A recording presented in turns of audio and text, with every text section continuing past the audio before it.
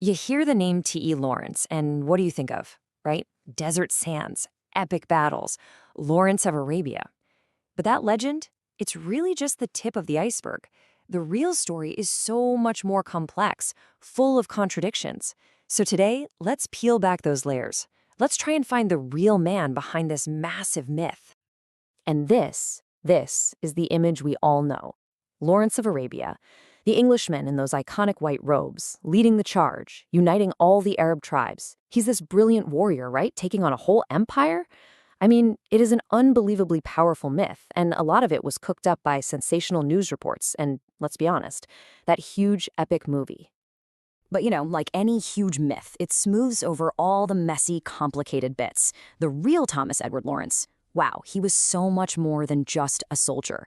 So who was this guy before the war? And maybe even more interesting, what on earth happened to him afterward? That's exactly what we're going to dig into. Okay, so to really get the warrior, you first have to understand the scholar. See, long before he was anywhere near a desert battle, Lawrence was all about books, history, and ancient ruins. His journey to becoming Lawrence of Arabia didn't start on some battlefield. Nope, it started in the quiet halls of Oxford University. Just look at this timeline. It really lays the groundwork for who he was. This guy wasn't some casual tourist. He was all in. After getting a top-notch degree from Oxford, what does he do? He walks 1,000 miles, by himself, through Ottoman Syria, just to study old Crusader castles. Think about that. Then he spends years as an archaeologist, learning Arabic, really getting to know the people, the local politics. This wasn't a soldier. This was a scholar, totally and completely fascinated by the Middle East. And this is where his two worlds just collide. Because when World War I kicks off, all that deep, on-the-ground knowledge he has, it suddenly becomes a priceless military asset. That archaeological survey he did in the Negev Desert in 1914, yeah, he later admitted it was basically an archaeological smokescreen for a military mapping mission. He was already a spy, using his academic job as the perfect cover. All right, so here we go. This is where the legend really starts to take shape. The Arab tribes rise up against the Ottoman Empire. And the British? Well, they see a huge opportunity. So who do they send? They send Lawrence, this archaeologist turned spy, to act as a go-between.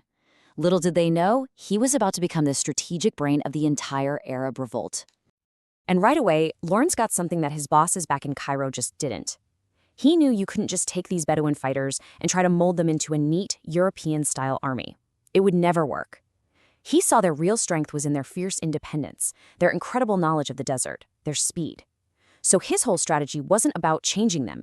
It was about unleashing the amazing fighters they already were.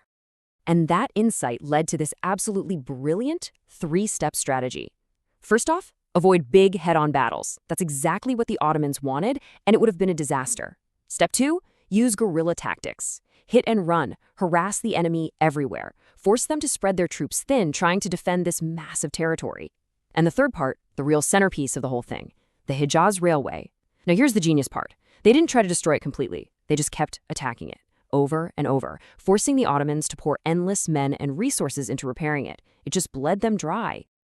This kind of out-of-the-box thinking all came together for his most famous victory.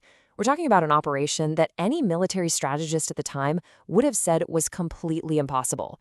The target? The critical port city of Aqaba on the Red Sea. So look, the British Navy had already checked it out. They said a direct attack from the sea was pure suicide. The Ottoman guns covering the harbor were just too strong. So what does Lawrence do? He does the one thing nobody thought was possible. He takes this small band of fighters on a brutal 2-month trek across the uncrossable Nefu Desert to attack Aqaba from the landward side, from the back, where, of course, it was totally undefended. It was just an audacious, brilliant move that cemented his status as a hero. But here's the tragic twist. While Lawrence is pulling off these incredible victories in the desert, something else is happening back in the halls of power. A dark political deal is being made in secret, a deal that would completely undermine everything he was fighting for, and honestly, would change his life forever. Think about it. Lawrence is out there, in the sand, literally risking his life and making promises to his Arab allies. A promise of a single independent Arab nation once the war is won. But at the exact same time, his own government is making a completely different deal behind closed doors. It was called the Sykes-Picot Agreement, and it was pure old-school colonial backroom dealing. Just Britain and France carving up the Middle East for themselves, drawing lines on a map that had nothing to do with the people who actually lived there. I mean, just look at the difference. On one side, you have the promise made to the Arabs, a free, unified Arab state. They were fighting and dying for this dream. And on the other side, the reality of Sykes-Picot, a region carved up with Syria going to the French and Iraq and Palestine going to the British. Lawrence was the face of a promise that he came to realize was a total lie. And this betrayal, it wasn't just a historical footnote. It has echoed down through the decades, planting the seeds for so many of the conflicts we still see in the region today. And this quote from him, it just cuts right to the heart of it. It shows you the devastating personal price he paid. He felt like he was part of this huge, dirty lie, that he'd looked these men in the eye, men who fought with him and betrayed their trust. So all that pride from his victories, it just evaporated, and it was replaced by this deep, bitter shame that would basically haunt him for the rest of his days. So the war ends, and Lawrence becomes a massive international celebrity, a household name. But the hero the world wanted to celebrate? He was a tormented man. The war, the betrayal, it all left him feeling completely broken. The public wanted a hero to put on a pedestal, but the man himself, all he wanted to do was disappear. And what he did next is, well, it's just bizarre. You've got Colonel T.E. Lawrence, the hero of the empire, an advisor to Winston Churchill, a guy who walks in the highest circles of power, and he just erases that person, throws it all away. He chooses total anonymity, enlisting in the military as a basic private under a fake name. You have to understand, he wasn't just trying to hide. It was almost like he was punishing himself, a kind of penance. He actively looked for a life of strict discipline and hard physical work. When the newspapers eventually found him and blew his cover in the Royal Air Force, what did he do? He quit and joined the army under another fake name. He didn't want fame. He found his peace in the clean, simple world of mechanics, helping to design high-speed rescue boats. It was a desperate, all-out sprint away from his own legend. This frantic escape that Lawrence was on, this run from his own life, it all came to a very sudden, very tragic end, and it left the world to try and make sense of the massive puzzle he left behind.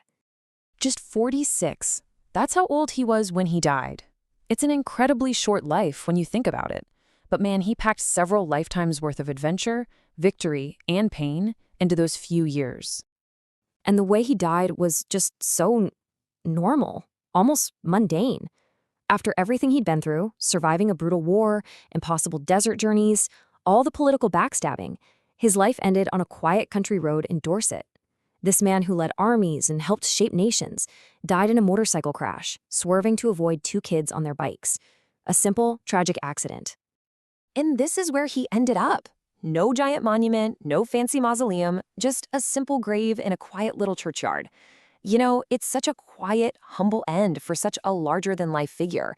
And in a way, it feels completely wrong for the legend of Lawrence of Arabia. But maybe, just maybe, it's the perfect ending for the man who tried so desperately to escape it all. So when you boil it all down, who was he? Was he a military genius who ran circles around an entire empire? An idealistic scholar who got chewed up and spit out by cynical politics? Maybe a master propagandist who helped build his own myth and then couldn't live with it? Or just a tragic figure haunted by a promise he knew was a lie? The real answer, of course, is that he was probably all of those things at once. And that right there is the enduring, fascinating puzzle of T.E. Lawrence.